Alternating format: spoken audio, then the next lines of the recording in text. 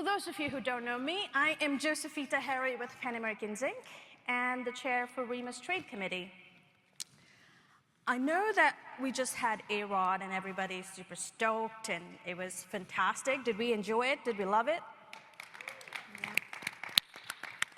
I want you all to meet the A-Rod of ReMA's trade policy team, Adam Shaffer, our VP for International Trade Policy, Emily Sanchez, our Chief Economist, and Erin McCoy, also on the team. Could you kindly stand, please? Thank you. The J-Lo? Huh? Can I be the J-Lo? Oh, you could be the J-Lo. Right. We know the last 2 years have not been easy on us in the world of trade tariffs and trade policy. But ReMA's done a fantastic job, and this team here have put together a lot of resources. Several members already know it, and we've all been using it. But for those of us who don't know, Adam's going to walk us through what they are. So I'm going to turn it over to Adam to just give us a refresher on all the resources on trade that we already have. Great. Thank you, Josephita. Good to see everybody. It is a tough act to follow from A-Rod. We were talking backstage, and I just completely starstruck, so coming down a little bit off that. But thank you all for joining us today. We want to make sure, before we get into the conversation, that everybody here, member or not, is aware of all of the resources that we've been putting together over the last year to ensure that you all understand. You can go to our website, figure out all of the trade and tariff guidance. We've really been focused and highlighting what is available, what are the best ways to kind of understand and comprehend all of the ever-changing landscape of the trade world. So right when you load our website, recyclematerials.org, the first thing that pops up is this international trade and market access. We made it easy for everybody. We have also put together all sorts of both public-facing information, so when we have media who have questions, we like to make sure that we have recycled material data, thanks to Emily and her team, but we also have all of our submissions, our public comment period information that we put together that we advocate and lobby on your behalf.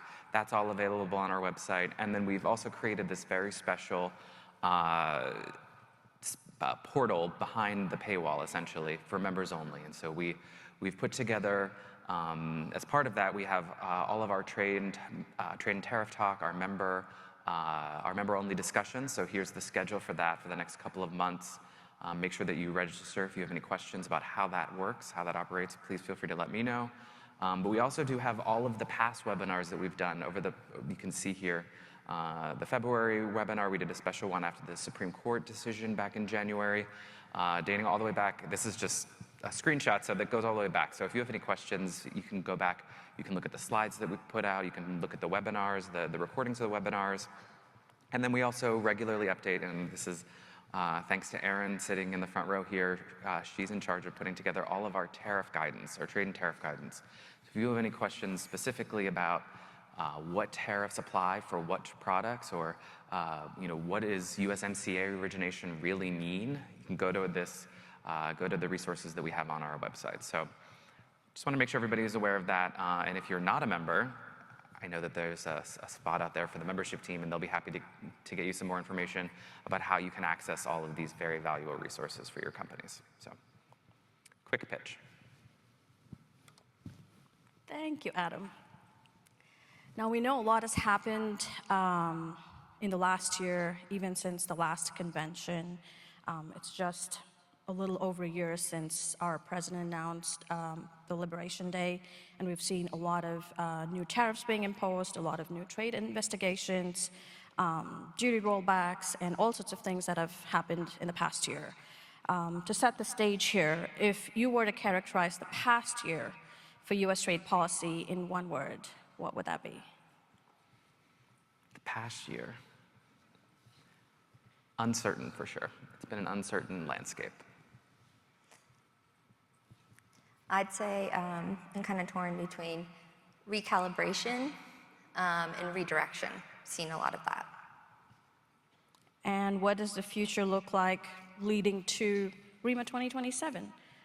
What do you think the landscape is going to look like for the next year? I think it'll be complicated. I think it's going to be, I don't think it'll be as uncertain as the past year has been, but I think it's still going to be quite complicated. And that really depends on where you sit in the recycling value chain. We have a very wide array of members, and so some of them are very highly impacted by trade and tariffs and other policies that impact the competitiveness of our industry, and others may not deal with it day to day, but they're definitely feeling the impacts of some of the trade restrictions. For me, when I'm thinking about what's happening in trade, what I've seen happen last year and even so far in this year, I continue to see the trends of the redirection and the recalibration. Some of that stuff's not going to be done.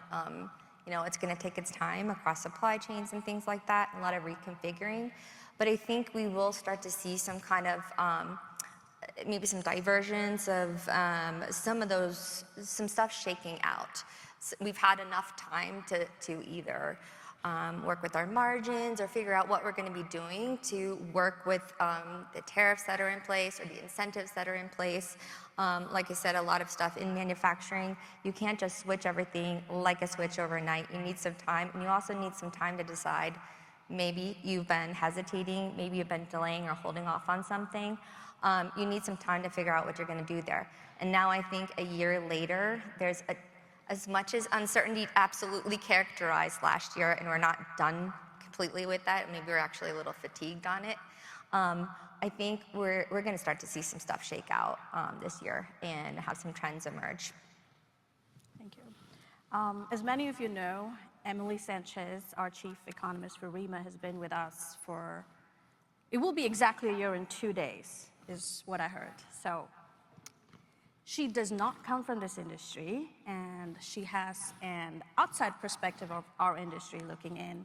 And being in our industry for a year, I'm sure you have learned a lot about our industry, and you see things going in a certain direction. And we saw yesterday's session, she had a very nice way of creating the story, or not just looking at data, but also saying, like, what does that look like as a story that we can all absorb and use? So I'm going to ask you to share, what is your story as an outsider looking in, and where do you see this headed from your perspective? Yeah, I can start with, so I came into ReMA a year ago.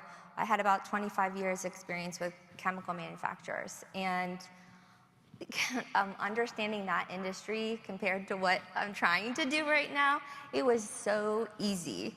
There is so much to understand about the dynamics of the recycled materials industry, and we talk about it as this big aggregate, and it is. There's these shared goals and value in what this industry can do and the importance. But I keep finding time and time again how differentiated the different parts of our markets are, and how different the dynamics are in each and every one of them. So whether it's, I'll take a step back to say, because of, I started out like, what do these words mean? Like, if you look at ReMA's ISRI specifications, I'm like, these words are crazy. Like, I don't know what they mean yet, but I love these people already. This is awesome. Just a lot that I need to learn there. And I wanted to contribute immediately. So I've just had to go back to my fundamentals as an economist over and over and over, and I'm kind of staying stuck there. Not stuck in a bad way. It's a good thing. I'm getting grounded in them and seeing, for each of these markets, what's happening in our domestic space, what's happening in the supply chains related to the materials that we're involved in. Do we have capacity to refine? Do we have demand? Are we generating the supply, but what would we do with it here? Does it have more value somewhere else?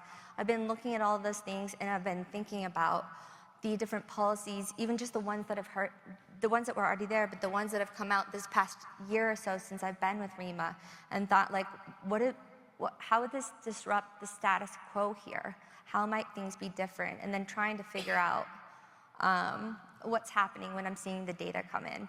And then I have to put it back to Adam to say, like, it's incredible how on top of all the technical policy moves you are, and also understanding the space in terms of what might be coming next.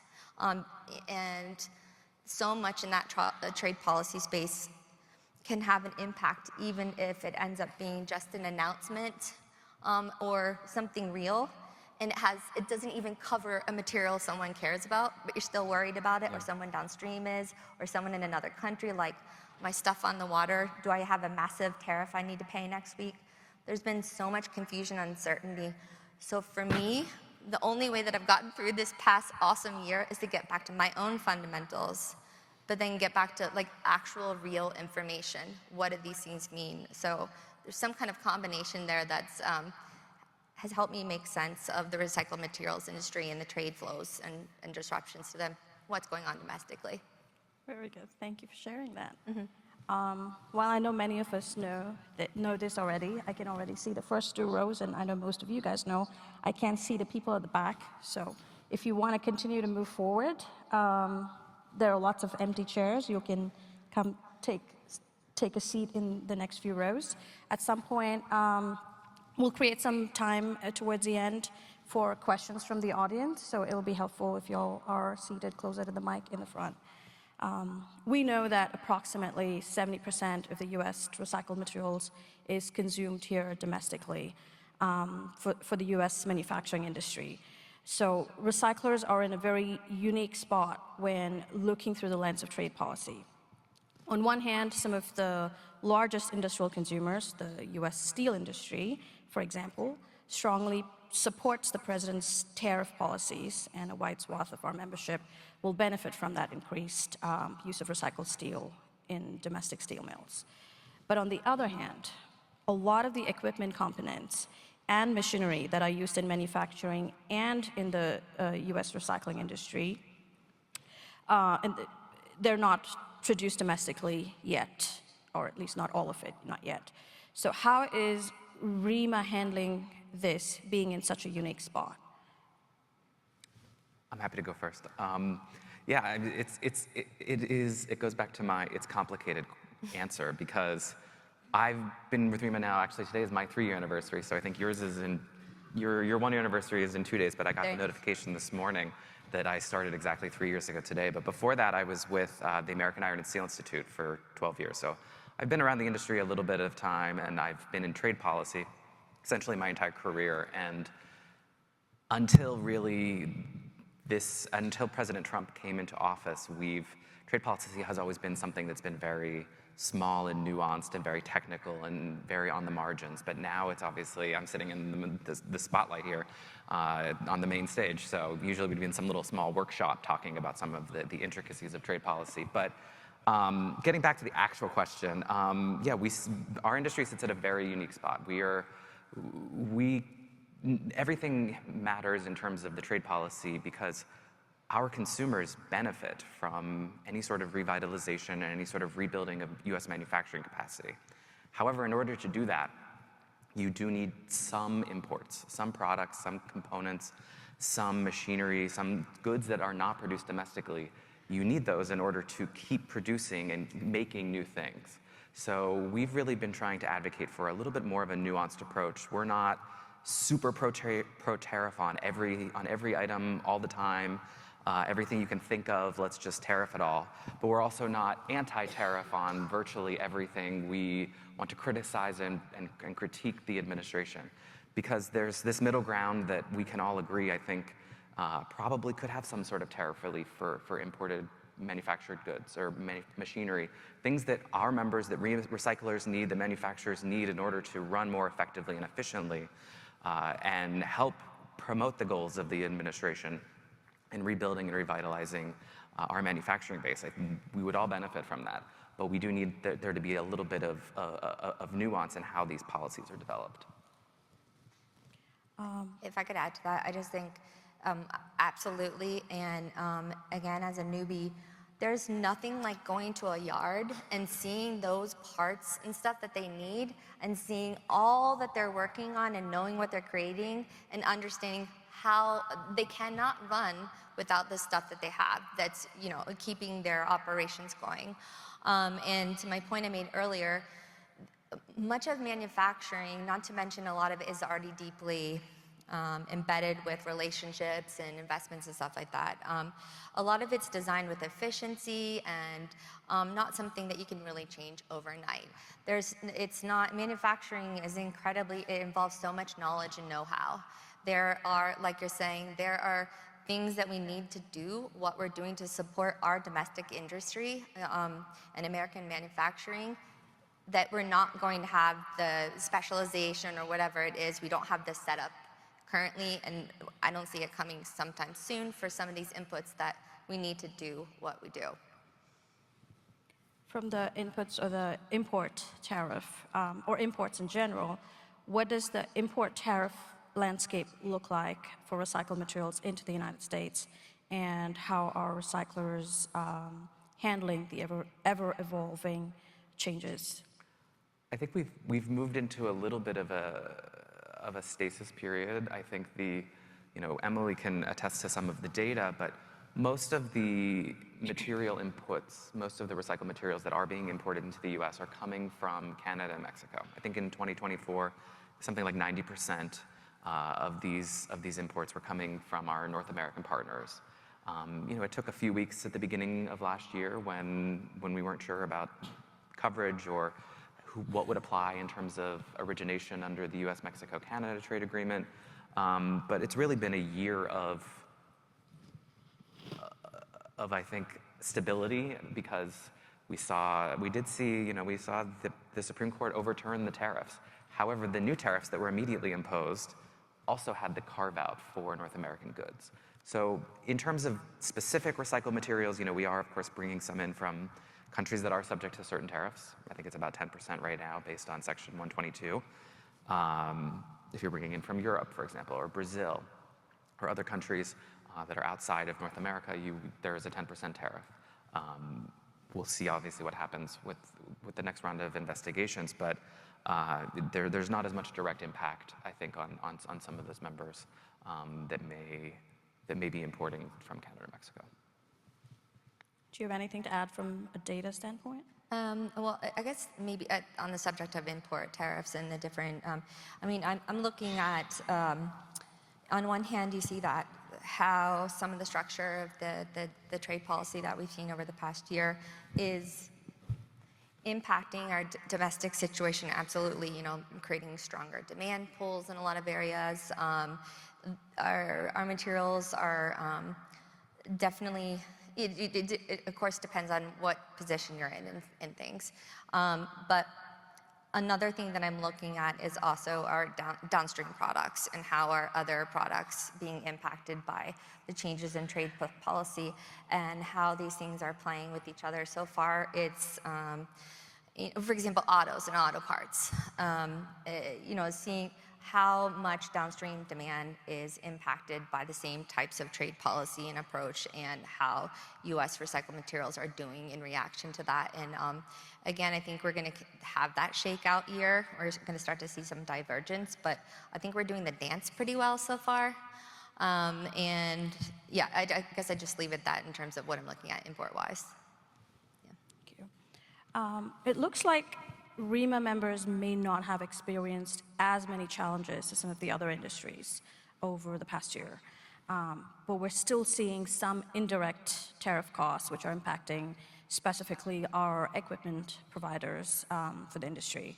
And I know that ReMA has been long advocating for tariff reductions for shredder wear parts, for example. Can you please give the audience the latest of where things stand and who may be importing specific to shredder wear parts? Sure. So shredder wear parts, that tariff exclusion actually goes back quite a number of years. During the first Trump administration, the president imposed tariffs on pretty much everything coming from China.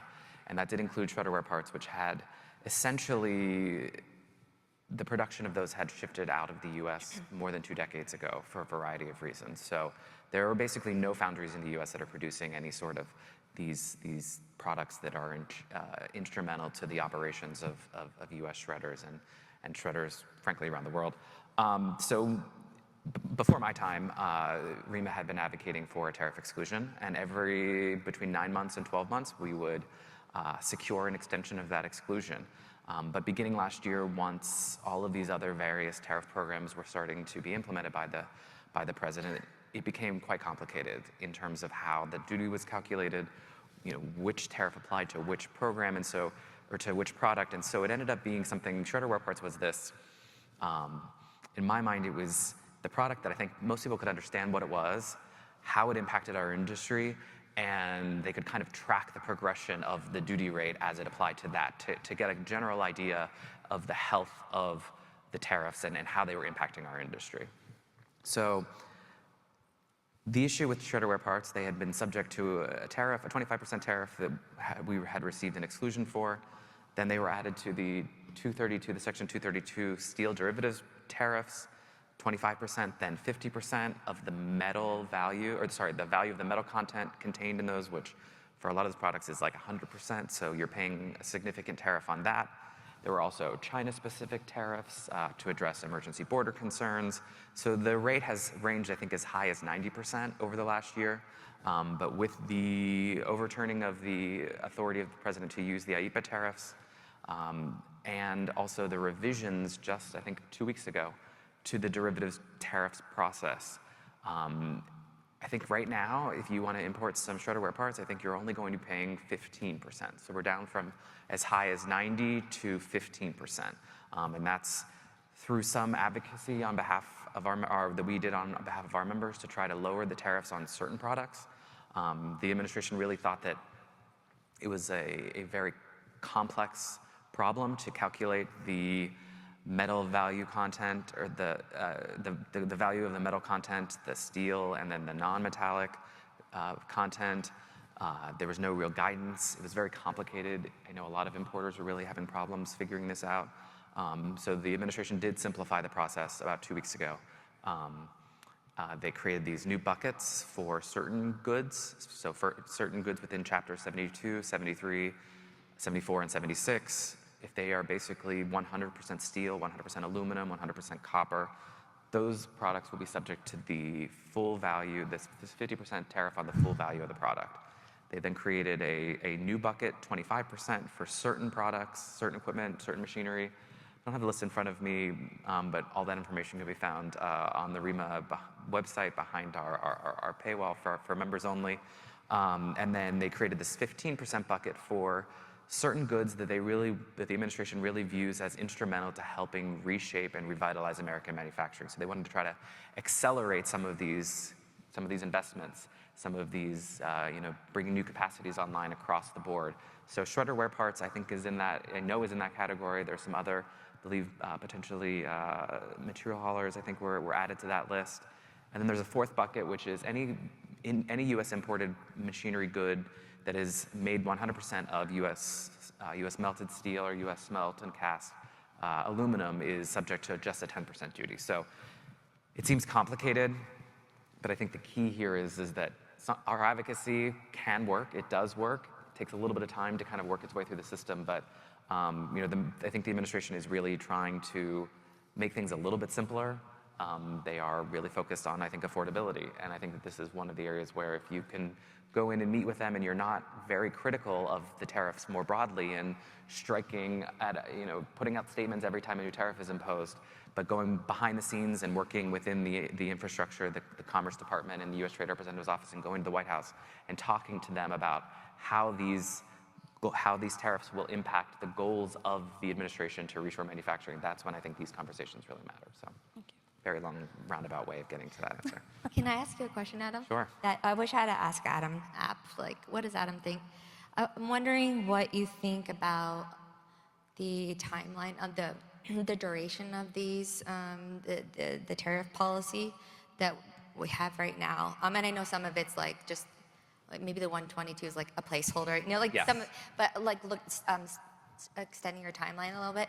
What do you think the duration is on some of these things? And do you think we'll continue to see appropriate consideration of the kinds of things that domestic manufacturers need to be doing more? And then one other part to it. The reason why I'm asking is because I'm following the steel-intensive downstream production, and they're seeing production pick up. There's all kinds of good signs, so including on equipment and machinery. And I know a lot of that's targeted to certain growing sectors and building construction and stuff, but in terms of machinery and equipment, they're really starting to pick up. I don't think we're going to be seeing those massive shredder wear parts build out here domestically, and that's just one area of something that we need to do what we're doing, not to mention our downstream industries needing certain things. What I'm getting at is, do you think we'll consider to have this kind of like thoughtful, less blanket approach? What's in your crystal ball? Oh, my crystal ball, yeah. I think you're thinking about the right things, because in the first Trump administration, I think they got bogged down by how slow things took place. They really started out, it took them a whole year to implement the steel and aluminum tariffs.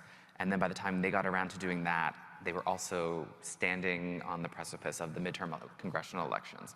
And they felt that they were thwarted on making any broader tariff changes or implementing new tariff policies because of that. So I think what happened was they started quite quickly, quite early, blanket tariffs, Canada, Mexico, China, blanket tariffs on everybody else.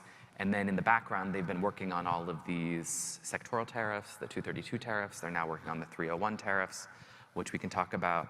And those are targeting specific industries, specific products, specific things that individual industries may have already been seeking tariff relief on, or seeking tariffs on, for example, to address certain inequities or foreign trade practices, such as excess capacity, which we're seeing and is really big on the steel side. So, I think that the administration has really made these derivative tariffs.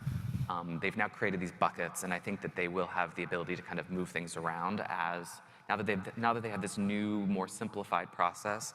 They can probably make changes a lot easier than how the derivative tariffs had been for the first year. Mm-hmm. Is there anyone in the audience who doesn't know what a 232 tariff is? Don't be shy. Everybody There's knows. so much I don't know.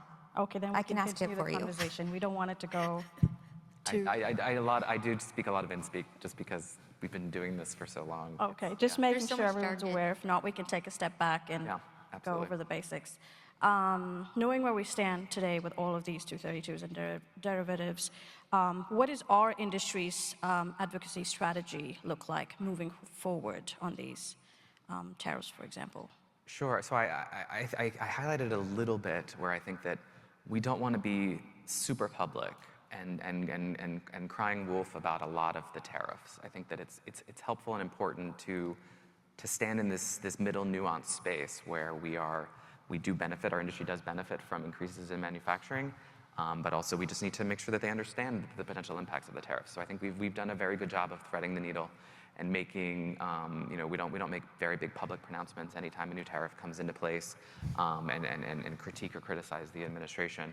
A lot of this is just understanding where the levers of power are within the administration and making sure that we have strong advocates on the career side of the administration who can then feed some of this information up to the political folks.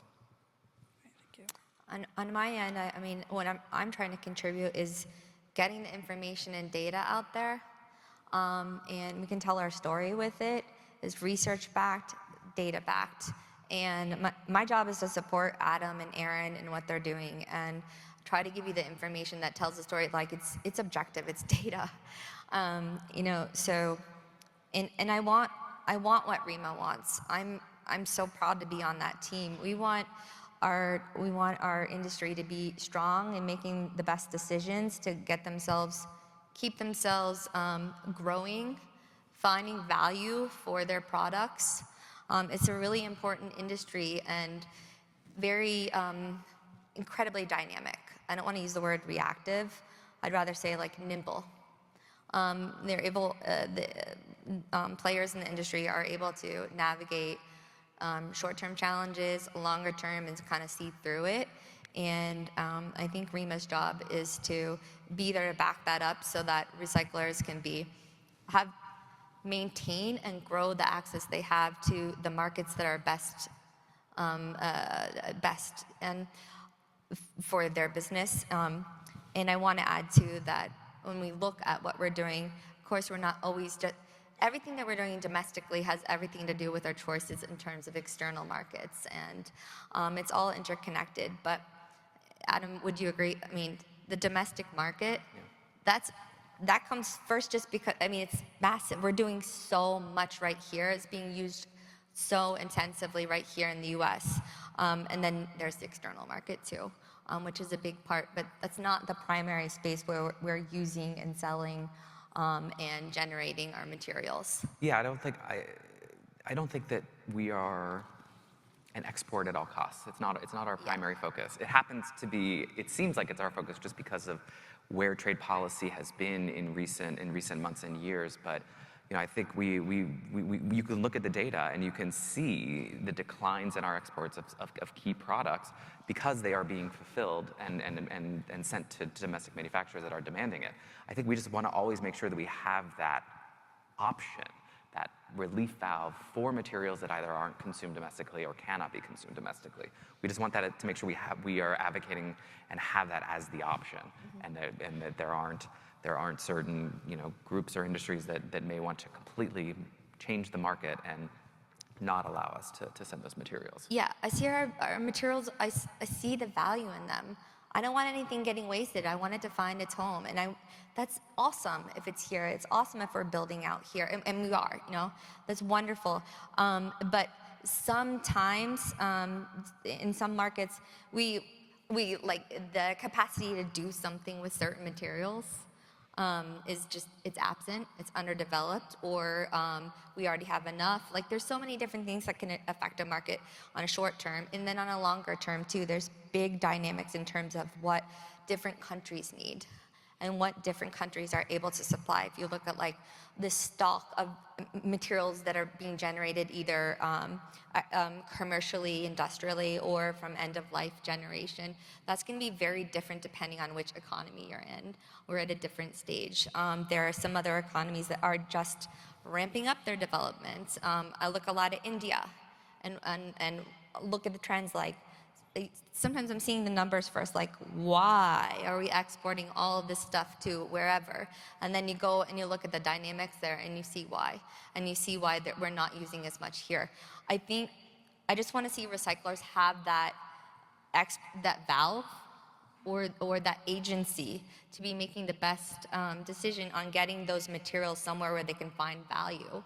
So that's where I'm coming from in terms of that. Well, and I think one more point on that. Yeah. So, we're obviously very close with a lot of our partners here in North America, and a conversation that I've been continually having with them is with the U.S. government in particular, as the negotiations the discussions related to the USMCA, the joint review. There's this perception, at least in this administration, that trade deficits are bad and we need to fix trade deficits. So we talk about how our industry contributes or helps to reduce the U.S. trade deficit. However, if we want to rebuild manufacturing and revitalize our economy, for example, material inputs coming from our U.S. trading partners, our North American trading partners rather, actually help fulfill that goal. So you shouldn't think of all trade deficits as something bad. So a lot of it is how you frame it based on where the materials are coming from, what they're going into. And I think a lot of folks within the administration do understand this. It's that everything has to kind of work its way up to the top. But that's why we advocate, and that's what I'm doing here, and that's what. Yeah. I was really hoping we could talk about USMCA stuff because I want to know what you're thinking. We'll get into it in a second. All right, we'll wait. But okay. in the meantime, speaking about data and trade deficit and things like that, when we were in DC for the fly-in, we went there with data, not just our stories. When you show up as a constituent with resources, our story speaks one thing, but also backed by data about what the economic impact is as for that state and also as an industry on the whole. That was very powerful. So thank you all. Thank you both and the team in ReMA, what we do, because we show up with our stories backed by data, which was very, very powerful.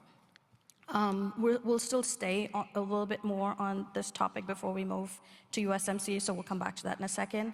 I know that many ReMA members have been very closely following the legal challenges to various tariff programs. We saw that the US Supreme Court overturned the tariff that President Trump had imposed under the IEEPA Act. Can you walk us through the latest on that tariffs after they were invalidated? What is happening, especially on the refunds? We're all very curious to know what's going to happen with those refunds. What's the process going to look like, and how soon or what the timeline's going to look like to expect anything back? Yeah, that's it's even if it doesn't seem like it's all that big of a deal, if you're a company that, if you spent tens of thousands of dollars on duties that have now been declared illegal, you want to get your money back. I get it.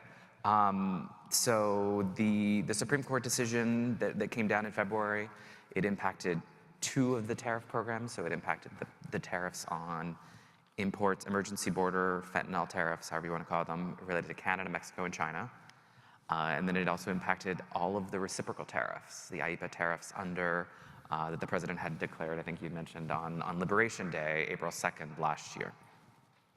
So those tariffs were all invalidated. The Supreme Court basically said, you had no legal authority, no legal right to administer and collect those tariffs. Didn't give a lot of information about what the administration should do about refunding those tariffs. So it basically kicked the can back to the lower federal court, the U.S. Court of International Trade, to sort it through. The initial reactions, I think, had been that the administration would make it complicated, that they would, customs law is not exactly it's not exactly something that a lot of us have a lot of experience with. And so given that there were, I think, something like 52 million entries or something like that, and it was hundreds of thousands, if not millions, of importers who had paid duties, it was going to be a kind of a huge project, very, very significant. However, the judge that was overseeing these cases basically ordered the administration to refund the tariffs, to figure out some sort of process that all of the tariffs could be refunded. Now, who actually is going to get the refund, I think, is going to be the big question, and whether it actually trickles back to the people who may have indirectly paid the tariffs. That's a different story, and I don't have a crystal ball for that. But if you are the importer of record, if you paid the duties, the government is putting together a system that should go live starting on Monday, April 20th. There had been a couple of court proceedings in March, and U.S. Customs and Border Protection essentially said, we are developing a system, we need 45 days to do it. It's going to stand up, it's called CAPE. I cannot remember the acronym because the government, if you guys know this, they love starting with an acronym, like a word, and then backing into it using all sorts of fun words. So it's like comprehensive advanced payment something. So that's what it means. So it's gonna work in tandem with the ACE system, the automated, oh gosh. Not customs entity, it's the automated commercial entity, which is basically how you pay your tariffs. So it's going to work similar to that system. There will be a way for any importer to file all of their entries into that, and then ultimately get paid back through the ACE system. The key is, how long is it going to take? How much effort is it going to take? How quickly will it take? The initial stage said something like 60% of entries could be eligible during round 1. We'll see if that's the case or not. I would obviously contact your customs broker, your agents, anyone who has been handling this for you. I'm sure they're spending a lot of late nights trying to figure out how this is going to work and getting the system set up. But we're now almost 2 months post Supreme Court decision, and I really am pleasantly surprised at how this seems to be moving along. So, when the government does put its mind to it, sometimes it can really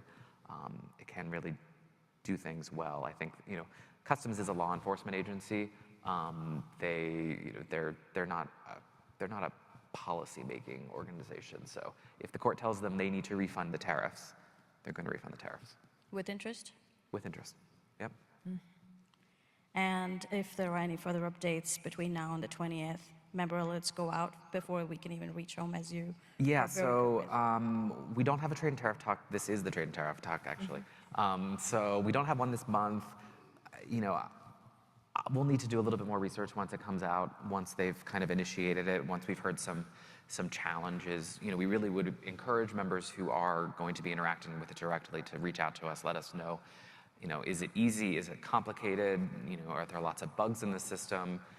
That will help us kind of figure out where things stand and what we can be doing to help members. You know, I imported one thing, I imported by myself, like, and so I'm gonna try to see if I can figure out that through DHL.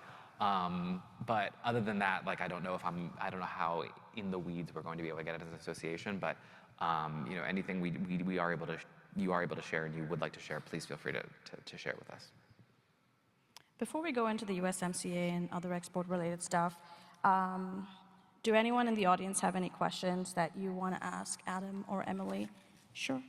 There's a mic to your left. I think there's one over there too, if you'd like to use that. This is really bad. I don't see the mic. Oh, they're there. You've got someone. Yeah. They're over there. Yeah.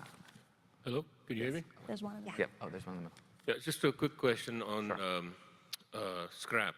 So I'm a little confused about the import of scrap. Is it coming in with zero tariff? Or the reason why I'm confused is that I also heard that because the IEEPA tariffs got struck down, that on a country basis, there are individual rates on scrap. But I just wanted to get some clarification from you guys on that. Sure. So there is a duty on scrap. And it obviously depends if you're bringing it in from Canada or Mexico. Similar to the IEEPA tariffs, there's the exclusion for Canada and Mexico. But right now, Section 122, which is in effect for around 5 months, we assume, it would be 10%. So the president had initially set it at 10% for all goods. So everything that was coming into the US market, basically every single HTS good, every single product was going to be subject to this 10%. And then you start to look at certain exemptions. So an exemption exclusion for Canada, Mexico, for originating goods.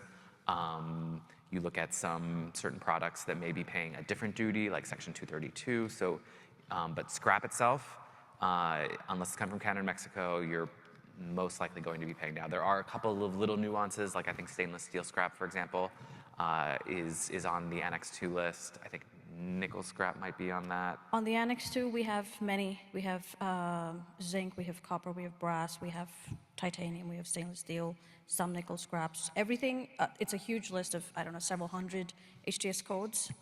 Everything in that is tariff-free, even under, none of these applies, not the IEEPA, not the 232s, not the 122 either, so yeah. But they're generally the more smaller volume materials.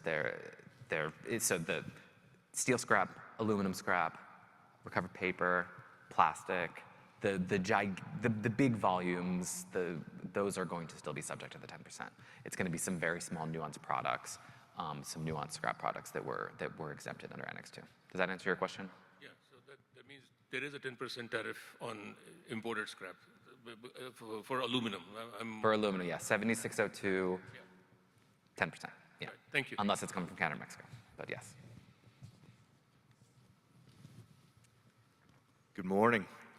Good morning. Matt Engel with Kripke Enterprises, and my question is about export duties on recycled metals. Can you give us an update on what's going on with that here in the US and also in Europe, and give your best estimation of where that all is heading? Sure. Do you want to go into that now, or do you want to? It's okay. Yeah. So duty-wise, export duty-wise, the U.S., I think the U.S. Constitution does not allow duties on exports. It would be considered illegal. So, but broadly speaking, export restrictions, that's something that we've seen some consuming industries really take a look at and advocate and lobby for in terms of export restrictions for scrap, for aluminum scrap. They have asked for export restrictions or export controls on certain high-value, high-grade materials, such as UBCs, used beverage containers. There's no mechanism currently in place. They are advocating for it. We are advocating strongly against it, especially because what we are advocating for, or what they are advocating for, is generally not what is being exported. They are advocating for things that are already generally being consumed here in the US. Last year, we looked at some of the data, and Emily can add anything else here. UBC exports declined something like 40% compared to the previous year. So the markets are adapting to the changing realities here in the US. So again, we want to ensure that our members and that our industry has the ability to export, and we don't want any sort of market manipulation. Our industry has long relied on the export market to help process anything that isn't consumed domestically. And so there are definitely policy discussions happening. We go into the Commerce Department, we go to the White House. It was a key part of the Capitol Hill fly-in a couple of months ago. But the challenge is that the industries think that they have this message, and so we're making sure that we counter it as hard as we can. So there's no necessarily, it's not part of the 232s, for example. It's not, it's not part of any sort of the import tariff discussions. I think the key, and we're seeing this in the second part of your question relates to Europe. They have some sort of consultation period. I think that they are in the process of determining what, if any, sort of trade restrictions, export restrictions should go into effect on aluminum scrap. And I think that's really kind of what is driving a lot of the conversations elsewhere. Because if one market, for example, were to really fall, if you will, then there will be pressure on other export markets. So that's certainly something we are talking about when we advocate with the U.S. government. Another key point is that any sort of export restriction on any of our commodities, on any of our materials, will ultimately impact the collection of the rest of our materials because we're such an integrated system. And so if our industry, if we cannot go to the export market for things that cannot be consumed domestically, those materials just won't be collected. Less recycling will mean less ability to actually supply the very industries that are seeking these export restrictions. So if we can't recycle, if we can't bring the materials through our streams because we can't send it to where the customers that are going to buy it, we're not going to be able to supply the domestic sector either. So does that answer your question, Todd? Yes, it does. Thank you. Emily, do you have something else? Question for you. I mean, I think, what did you say? In terms of if you're limiting exports through controls or whatever mechanism, but it's not going to create. That's not solving. It's not providing a solution for what you're saying the problem is. It's not creating domestic demand. It's cutting off the ability to be able to find that space. And something that ReMA has been talking about since I've been around is how adaptive and nimble the recyclers are in the U.S. and that the markets take care of so much of these issues. And we've seen that in the trade data. It's like, okay, thank you. In case you couldn't see it really clearly in what we were looking already, you can see how when the demand pool domestically for aluminum, for example, strengthens, you see it coming, it's staying home. You've got so much, like 87% or something like that of the recycled aluminum is being consumed domestically anyway. And then you see the shift in the redirection when you have the change in the tariff regime and the increase in demand domestically. So that was, you've just seen it play out the past couple months in the trade data. So it's like, thanks. Thank you. I have two statements, rather.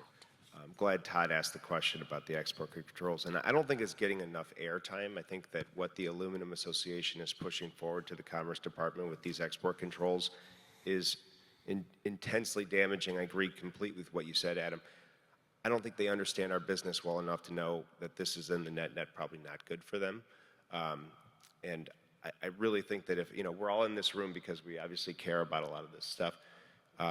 This is really important because the way they worded it was, UBC and other mill-ready scrap. It's a very gray area, and even the slight fine lines between one grade of scrap within a certain category and another, it would make it almost impossible to sell. I think it would be very difficult. The other statement I have is just, you know, Josephita, you do a great job moderating. You always do volunteer your time so well for these types of topics on these panels, and you do a great job. ReMA is important to us as a member company, and I got to say, me personally, the biggest benefit I've derived as somebody that really is trying to stay on top of all this stuff and manage the risk and understand the tariff environment as it pertains to us and our industry.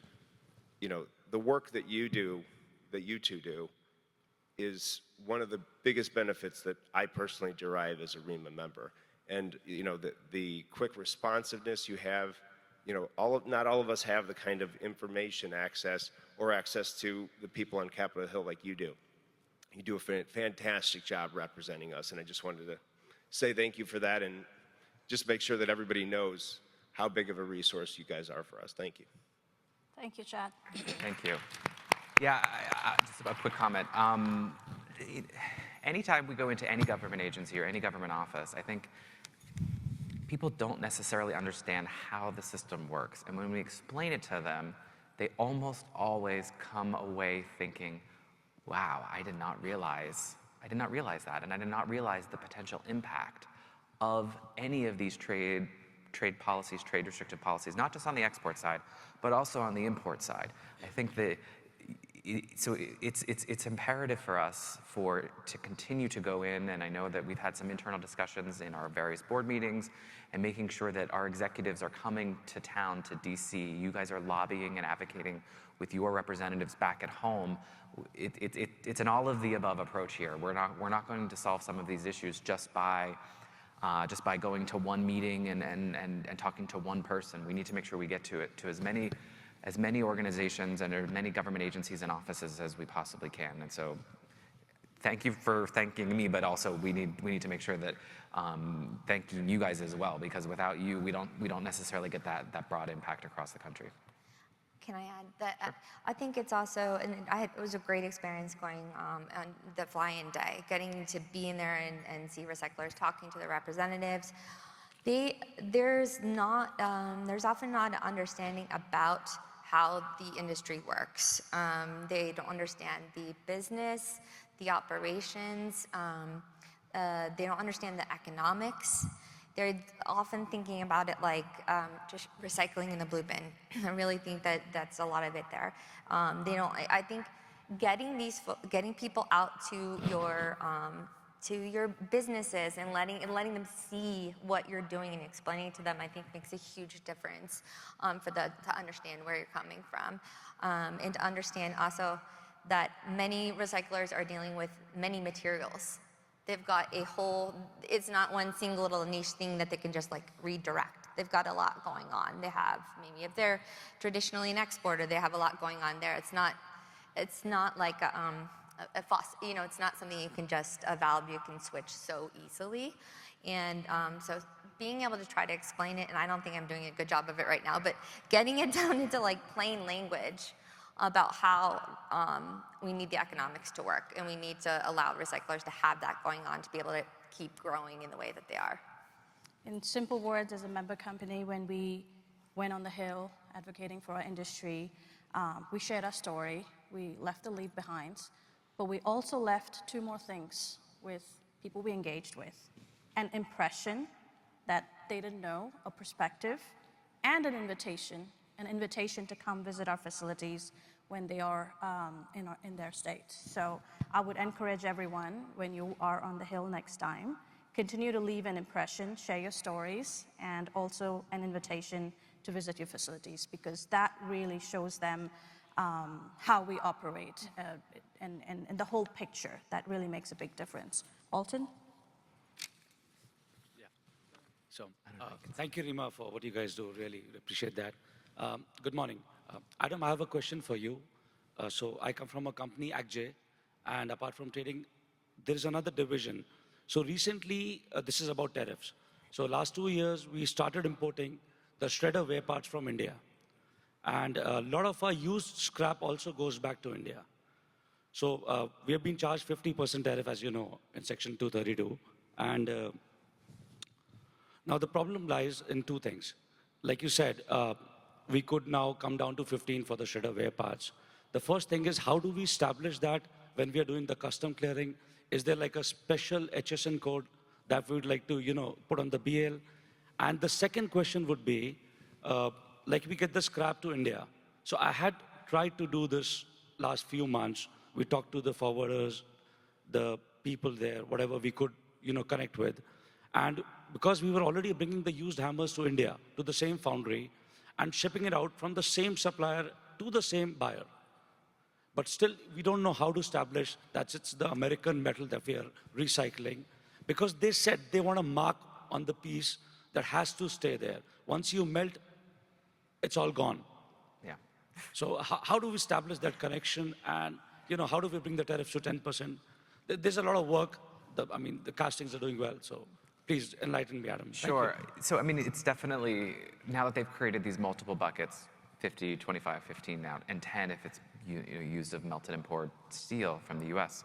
I actually had an interesting conversation with a company that uses entirely US collected scrap. Sends it to Mexico, comes back as a finished product.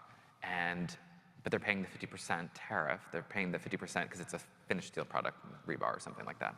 But it's made entirely of US collected scrap. Is there some sort of nuance or some sort of lower duty rate for scrap? And that's something that is an interesting concept. I haven't given it much thought just because someone brought it up to me a couple of days ago. But I think the government is willing to have those types of conversations, because if it's US collected scrap, if it's materials that are being processed and handled here in the US, it's employing US workers. The materials are being transported by US rail or US shipping lines. So it's certainly an interesting concept. I don't think there's any sort of like sub HTS code or anything. There's some sort of special code to differentiate that. But we can find some time, because I think these are conversations that as the tariff landscape is gelling, if you will, now that things are in place, as good as they're going to get, at least on the 232 side, I think now people can start to have some conversations on the margins about what makes sense, what doesn't make sense, and every couple of months, I think the administration may be more willing to look at some of those issues. So can I add something, Adam? Sure. So we could absolutely establish a trail through the papers, through the documents, everything, that this is coming from the same yard, bought from the same US company, sent to the same Indian company, shipped back to the same US company, and sent back to the same yard. But still, I don't know, we don't know how to do it. So I'll leave you with that, I think. Yeah, thanks. Yeah, Thank you. I've got nothing else on my plate, so I'll just think. Of course, I don't know how you do it either, but I would just say, something you mentioned, or what if there's like a sub code or something like that, the efficacy of that. The enforcement. And it goes back to I think there's a misunderstanding about the industry and the actual materials, and to your point and your question is really important, how do you track this? Just take it off metals for a second and think about in resins, especially when you're looking at something technically composition-wise, it's really hard to tell the difference between even a virgin primary material versus a recycled input. It gets really challenging to keep that trail going. It doesn't really make sense for our materials. I think from a strictly, traceability standpoint, if the industry if we had spent years and years trying to figure out the traceability and, pre-melt import, post-melt import, all of that, I've seen blockchain conversations, all of these really interesting concepts. But I think right now, because we're kind of playing on defense and trying to figure out how to adjust to the current tariffs, and then every couple of months the tariffs change again. So, these are conversations that would have been nice to have had, and we could have put something in place. But I think at the end of the day, especially within steel, for example, it's like melted and poured. That is the substantial transformation point. And so I think that unfortunately the scrap conversation, it would be a very hard sell. even if it makes sense. But it's definitely something that we're thinking about and that we've thought about. Thank you. Thank you. So, Josephita and Adam, I remember well over 12 months ago when we used to come to the trade meetings and we would discuss what other countries would accept and how they would handle it rather than what you just took the first hour of about U.S. policy. So I'll take you back to those other discussions. What are we seeing, and I'm going to use that word, Basil, with electronic waste, and in particular for some of us who continue to ship low-grade insulated wires and or Zurichs that may have a green board every, 10,000 feet or whatever, how you want to call it. I mentioned to you we're starting to hear from shipping lines asking questions about these things, in particular into India. I did not misspeak, but India has been added to the list as early as this morning. What are you hearing about that? What do you know about that for those who, with that type of waste situation? Did you use the W word here in this room? Yes, because that's the way Basil calls it, and I'm speaking Basel language. EOL, end of life. The S word too. I use the S word a lot. Yeah. But anyway, Frustration. yeah. So Hopefully Robin's not here. You guys need to be careful. we deal, the boards and they suggesting it's electronic waste thing. Sure, I can go first. It has certainly been a challenge. The last year, we've seen a lot of governments, because Basel doesn't, so putting all feelings about US and Basel to the side, Basel's not a monolith, and so each country can determine what it considers in scope and what it considers out of scope. And so the broad challenge that we really saw starting in the months after the end of life electrical and electronics, commonly known as e-waste, we saw, once those amendments went into effect January 1st, 2025, we saw individual governments really start to implement and enforce those rules. And what happened was they were going beyond the traditional scope of what anyone would consider e-waste. They were going into electric motors, they were going to insulated copper wires, even Zorba, because there may be a shredded circuit board that is in Zorba, unintentionally for the most part, but also no one's going to just willy-nilly send some circuit boards if they don't have to.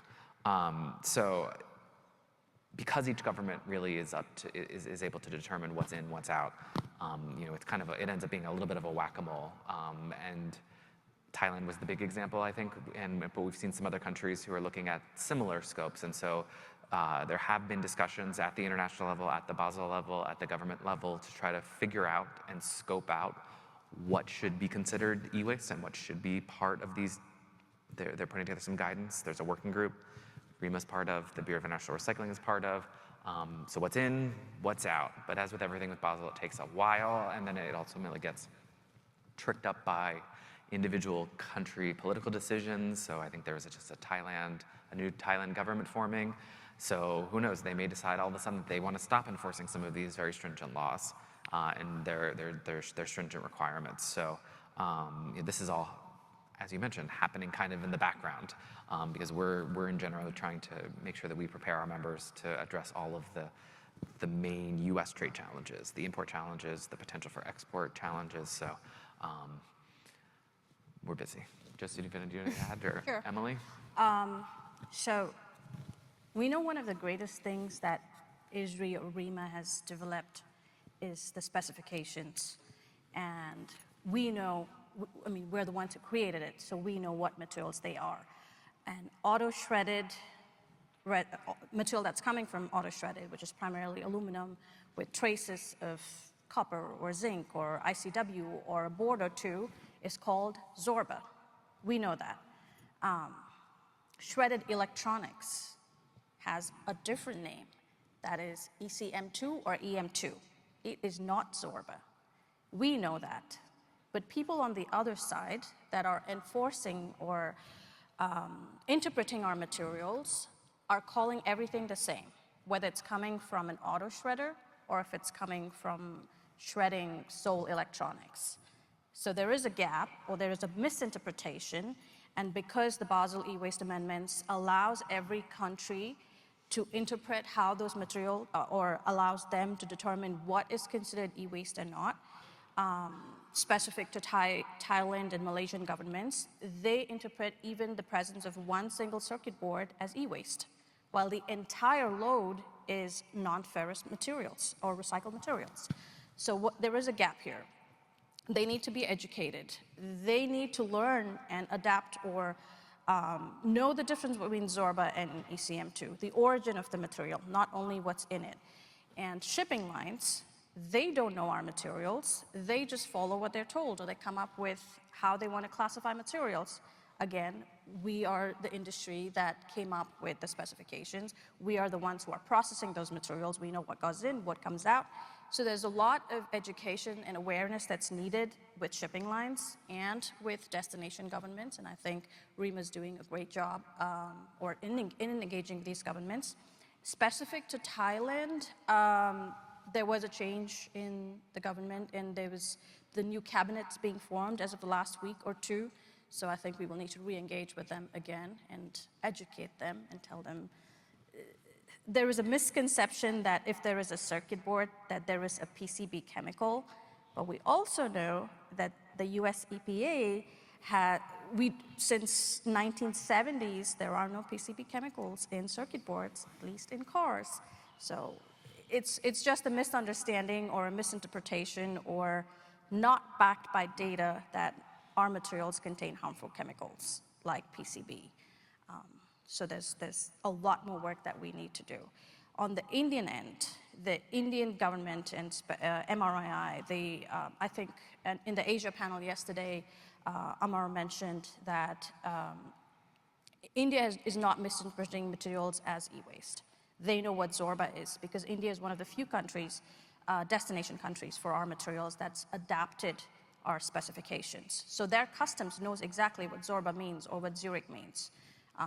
So at this point, the Indian government is not misinterpreting materials, but the shipping lines that we use that have headquarters in Europe want us to follow a set of rules that neither government or neither origin or destination wants to follow. So again, more education and awareness needed. So that's where we stand. Does that help? Thank you. So Adam, just a quick question for you. Again, sorry. I've been in touch with some customers. They want to buy the hammers right away for the shredder wear parts from India. What tariff should we quote them now? They should be coded the traditional shredder wear parts, which in my view is, I call it the other category, because it's not, doesn't fit squarely into the HTS. So I think it's 8479.90.9596. That is 15% at the moment, and that's what we have long recognized within the industry as shredder wear parts. It obviously has a definition that you need to double check. I'm not giving any sort of advice here, or any sort of legal advice here. But that's the code that we have always used. That's the code that we have received the tariff exemption under. That is the code that we have lobbied and advocated for the tariff reduction. And so I would recommend, as long as it fits what your view is, but that's, I think, most of the components for shredders are imported under that, unless they're somewhere else. But I think that what you mentioned is something that we already... That would fit into 15% at the moment. Pardon me? That would fit into 15%. 15, yes. Yeah, that's perfect. Thank you. Great. Thanks. I don't see anyone else. Could we quickly touch upon the USMCA? Sure. It's coming to a 6-year joint review this summer. What should recyclers know? How should we prepare? What conversations are happening in the administration? Can you quickly walk us through? Sure. I think the 2 or 3 things to really know is the trade of recycled materials themselves is we don't anticipate there being really any changes to the origination for our materials. We are certainly not advocating for it. I don't know any manufacturers, steel makers, aluminum producers, any consuming industries that are seeking any changes to that for trade in our direct materials, because they obviously need those materials and they benefit from the duty-free origination claims to begin with. So I don't think those are at risk, for example. I think we've gone through a lot of the comments and the submissions as part of these negotiations, or as part of these discussions. It does seem like the Trump administration really wants to have two conversations, one with the government of Canada, one with the government of Mexico, potentially trying to, for lack of a better term, play any sort of commitments off of each other. But at the end of the day, USMCA is a legal, it's a trade agreement. So any sort of changes to the USMCA, to the underlying USMCA, which involves recycled materials, would require Congress to change the US law. And so I don't think there's any appetite in the administration to do that, and I don't think there's going to be any appetite in Congress to do that. We are, I feel, very deja vu moment right now, where we are like 6 months from the congressional midterm elections, and I remember the president during 2018 was constantly threatening to pull out of NAFTA if he didn't get a deal. And I think given that we've seen the continued exclusion and exemption for USMCA compliant goods, I think we're in a relatively good place on that. So. Good to know. Does anyone else have any questions? We're actually on time, right here at time. If not, we will see you all in Nashville in 2027. Thank you. And on all of our trade and tariff talks before. Oh, and yes, and all our trade and tariff talks. Yeah. Not just once a year.